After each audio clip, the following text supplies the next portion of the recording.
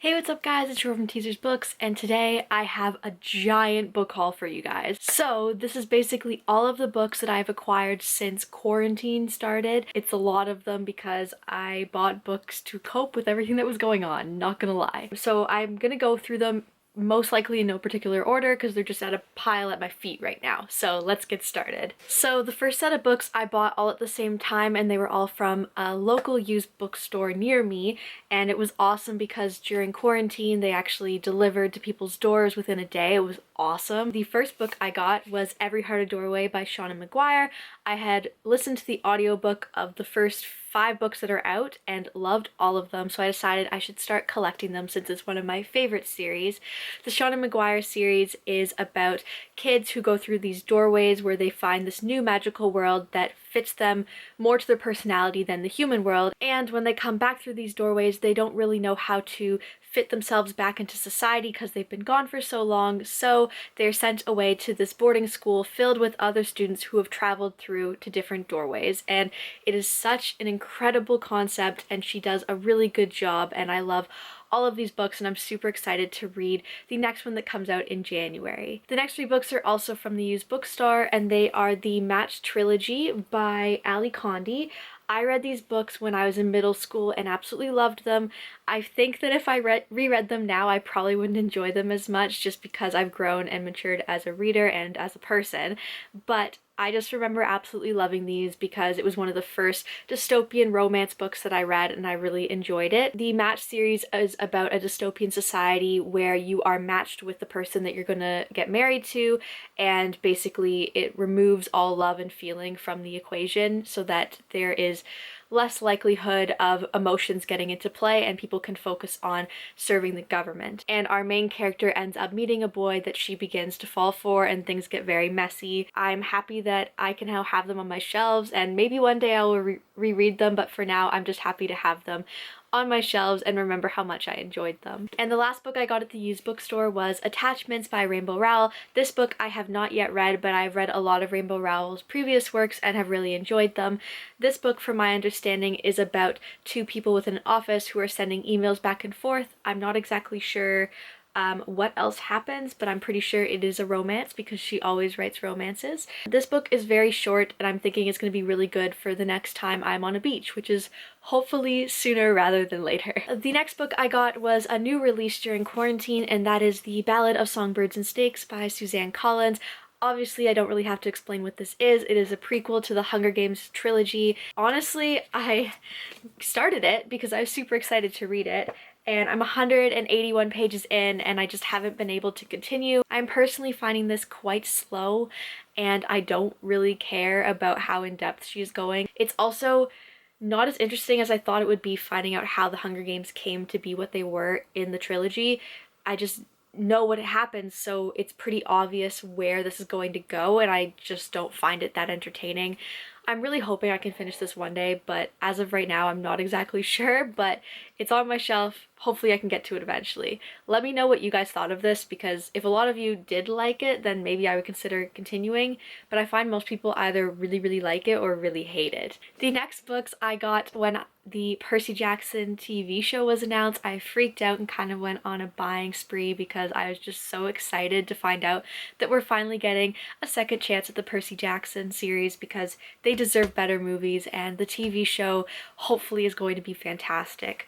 So first I ordered, and I got a really good deal on this. I think Chapters messed up and let me apply a discount code when I wasn't supposed to, but I got the Percy Jackson and the Olympians box set that I wanted for so long. I have my original copies and I will cherish them forever, but this one is just so beautiful and so aesthetically pleasing, and I'm so happy that I finally have this. I got this for $20. There is no way that that was supposed to happen, but somehow it happened, and I'm not mad about it. And the next 2 books are just completing the series because I didn't own these ones. I read them from my local library. I audiobooked them, and I decided that I needed to own them because they're amazing.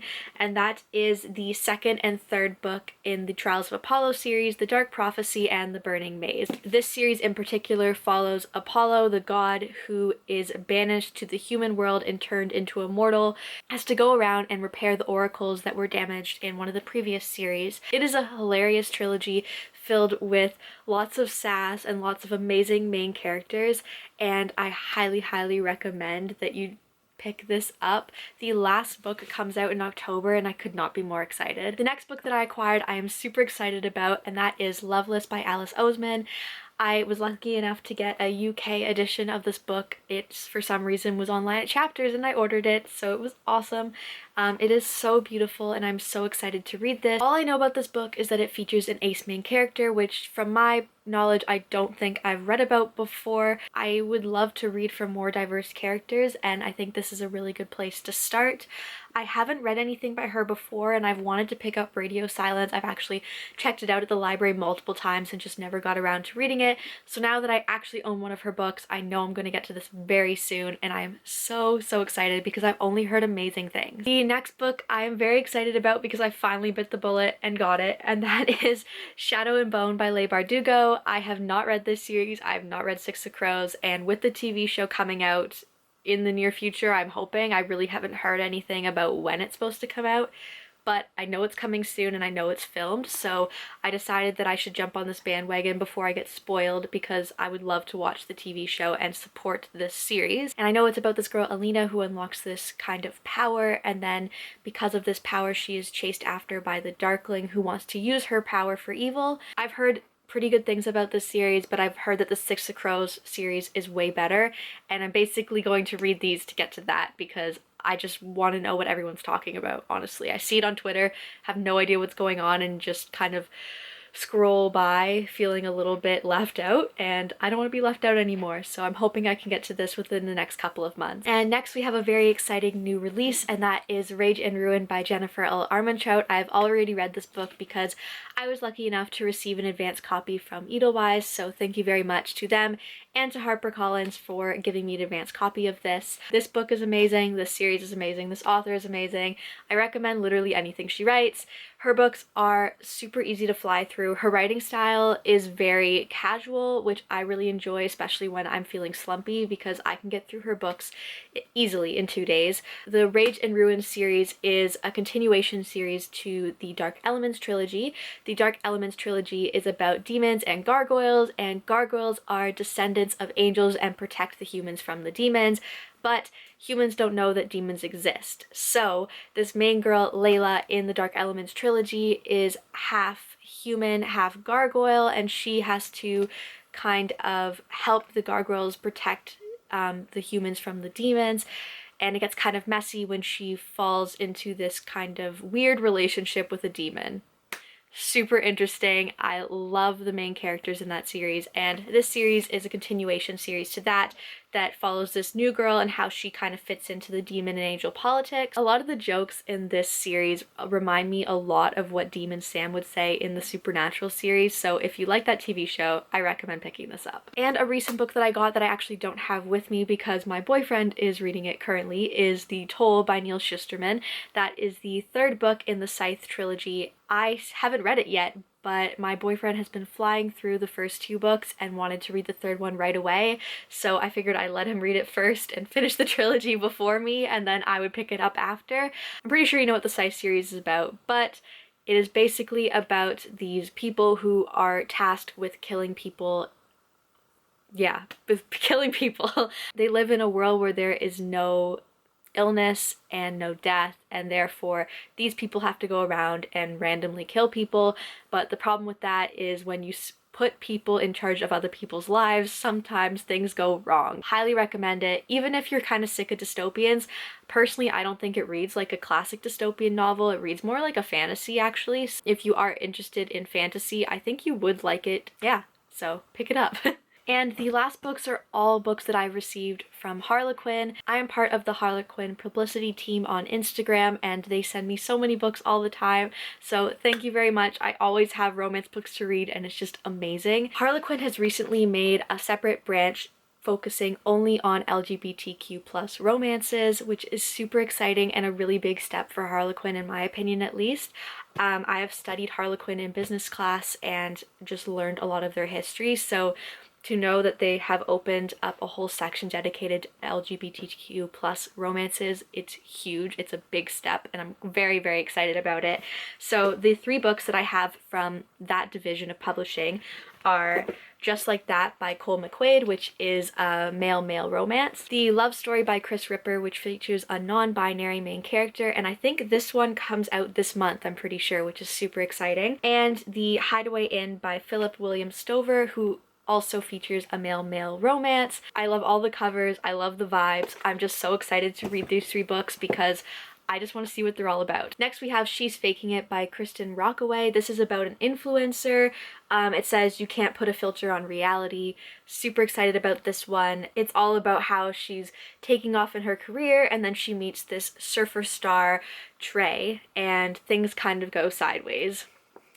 Classic romance, super pumped. The next one is Family for Beginners by Sarah Morgan. This is more of a literature.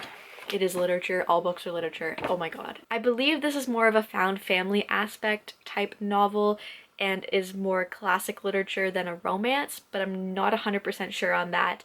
It just says that Sarah Morgan returns with a life-affirming exploration of love, loss, and how families come in all shapes and sizes. So I think this is less romance-centered and more family-centered, which is also super interesting, and I'm hoping I can get to this one soon. The next 3 books are all very classic Harlequin romance novels, and they are Just a Heartbeat Away by Cara Bastone, Hired by the Impossible Greek by Claire Connolly, and More Than Neighbors by Shannon Stacy. I don't read the backs of these personally because I find that they spoil a lot and I also kind of want to go in knowing nothing. This one I believe is the classic next door neighbors romance. This one is kind of a private island vacation story, and this last one is, I'm not 100% sure, but I know that they kind of meet because of a dog, and that's all you need to convince me, honestly. So I'm very excited to read this one. That is all the books that I have acquired in the last 6 months, basically. Let me know what books you've acquired over the last few months and what you're really excited to get to. I'd be very happy and interested to know and hear from you guys in the comments. Once again, you can follow me on my Twitter, my Instagram, and my vlog. I'll put all the links down below. Thanks so much for watching and keep on reading, guys. Bye!